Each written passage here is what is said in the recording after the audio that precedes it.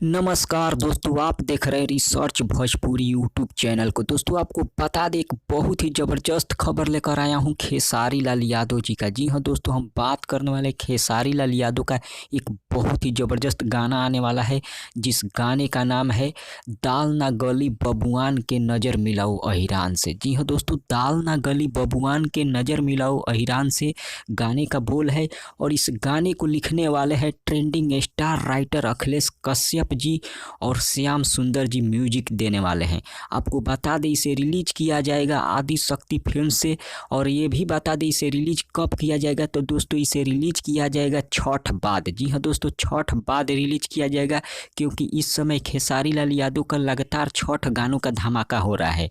इसलिए इस गाने को अभी रिलीज नहीं किया जा सकता, लेकिन छठ बाद इसे रिलीज किया जाएगा और बहुत जल्द रिलीज किया जाएगा। दोस्तों आपको ये भी बता दें, इसका डायरेक्ट वीडियो आएगा इस गाने का बोल काफ़ी ज़बरदस्त होने वाला है।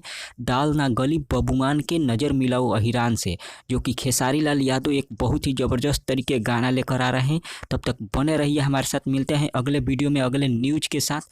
धन्यवाद।